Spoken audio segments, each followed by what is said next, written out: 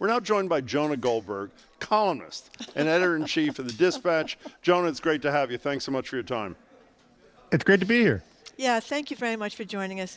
You think Trump won bigly in Iowa? Is it all over here?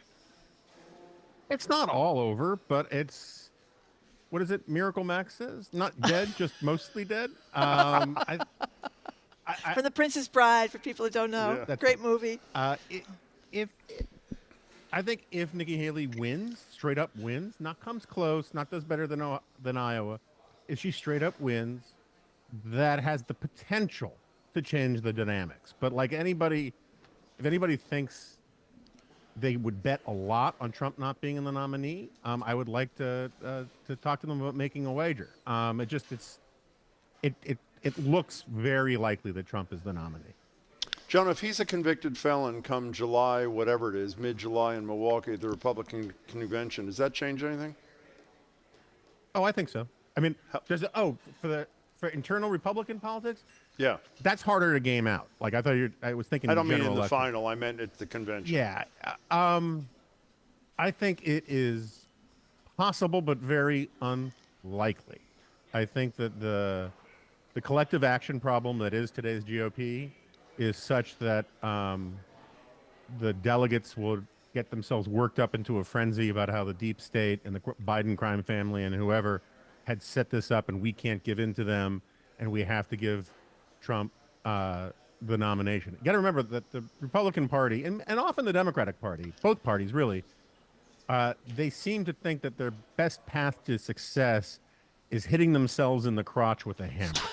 And when I look at both of these parties, when I can't figure out why they're doing what they're doing, I ask myself, well, what would they do if they wanted to be a minority party? And it doesn't always explain it, but it explains things more often than you might think. By the way, I've done that hammer thing to myself multiple times, Jonah. I just want you to know it's not just them. You know, you bring up a great point. It's too late now, obviously, because Joe Biden is the nominee. But at what point do you think it could have changed for the Democrats, and who do you think could have stepped in? Oh, that would have been hard. Yeah. I mean, for the Democrats to have someone else other than Biden. Yes. Yeah, that is very difficult. In part because as long as the president wants to run again, it is really, really hard in modern American politics to persuade them otherwise. Yeah, it's not yeah. I was just going to say, you've written about Trump basically running as an incumbent without the problem of having to actually do the job of the incumbent, which is a great point. Right. You see, yeah. So with Biden, he can't get out. You can't get him out because there's no party elders that can force him out if he doesn't want to do it. And with Trump, I don't think he started out as if he was the de facto incumbent. I really do think it was first the Bragg indictments and then the ones that followed that caused this weird psychological reaction among a lot of Republicans to rally around him. I get the reaction to rally around him. I just don't understand why that's an argument for him to be president of the United States. I mean, Richard Jewell was that security guard who got falsely accused of doing the Atlanta Olympic bombings.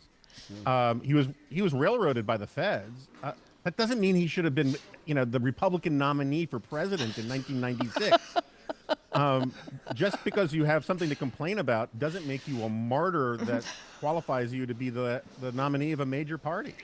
You know, Jonah Goldberg, we're talking to Jonah Goldberg, editor-in-chief of the Dispatch. You write that Trump can win, but it's unlikely. Why is it unlikely? I mean, in the final, why is it unlikely? Well, first of all, he'd have to convince millions of Americans who voted for him in 2016, who then switched their vote in 2020 to go back and vote for him again, which is a big psychological barrier. Mm-hmm. There's also the fact, how many people have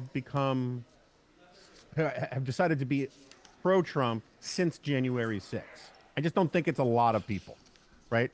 He has shrunk the party. You can see this in the Iowa results. The party was small, 56,000 people get to decide who the nominee is, in fact. And all you have to do is you have to look at, you don't have to, he'll still get, 45, 46% of the vote. He always, had a ceiling of about 48% of the vote. He's never really broken that. But you have to ask yourself, if 1 out of 10 Republicans who would otherwise vote for him decide not to if he's convicted of a crime, that's enough to destroy his chances. That said, it's possible, because like whenever I look at Joe Biden in a vacuum, I'm like, man, this guy can lose. And whenever I look at Donald Trump in a vacuum, I'm like, man, this guy can't win. And that's the messed up thing we're in. We are poised to do what we did in 2016, is nominate 2 candidates so unbelievably weak and unpopular, they have a chance to lose to the other one. Yeah, and then the thing I think a lot of Democrats are very scared of is the independent candidates.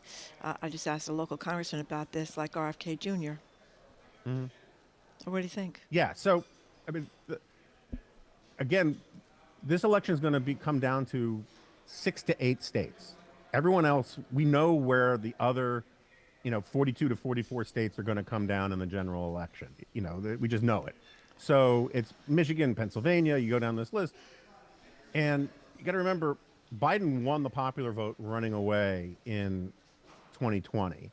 But he came within 48,000, I think the number was, of 48,000 votes over 3 states. If they'd gone the other way, Trump would have won the Electoral College again. Trump won the Electoral College in 2016 by 68,000 votes in 3 states. So we're talking about very small swings where even the weather could affect things. And if you throw in a candidate like RFK Jr., who has name ID among Democrats that's very positive, but who is also sort of very aligned with the MAGA crowd these days, the anti-vax crowd, it just makes it almost impossible to game out. It's like putting a bunch of magnets around a compass and trying to figure out, which way is north. It just becomes much more difficult to figure these things out. And then some of the more lefty third-party types, they may not be successful in getting big numbers on the board, but they could help convince a lot of young, particularly minority voters, just not to vote at all. Just say they don't have stakes in this. And that could be really bad for Biden. Gentlemen, we only have a minute left. One other thing you wrote that I'm embarrassed to say that I had not thought about, which I'm really embarrassed to say, is when people voted for Trump, the 70-some million 4 years ago, they voted before January 6th. And so what do you think the impact of that day would have on Trump's 2020 voters in 2024? Yeah, I mean, that's sort of my point, is that, it drove me crazy when people would say, to impeach President Trump would be an insult to the 74 million people who voted for Donald Trump. That implied that the 74 million people who voted for Donald Trump voted for the violence on January 6th, for Trump to incite, a mob and all that kind of stuff. And so you have to ask yourself, how many of those 74 million people did Trump lose versus is it even conceivable that he added new voters after January 6th? And so all you need, again, is a tiny percentage, 1 or 2 percentage points in the popular vote to have been turned off by January 6th, which people are going to be reminded of like you cannot believe come the general election.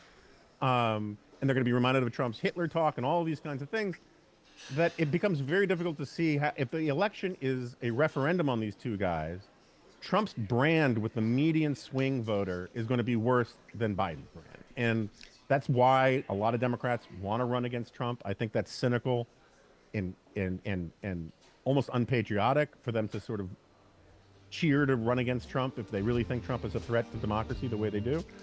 But on a pure, cold, hard political calculus, Trump is the guy they want to run against because I think Nikki Haley would destroy him. Jonah Goldberg, thanks for your time and your writing. We really appreciate it. That was great to be here. Thank you. And be careful with that hammer thing. It never works out. I'm always careful. Thank you. Jonah Goldberg is editor-in-chief of Dispatch.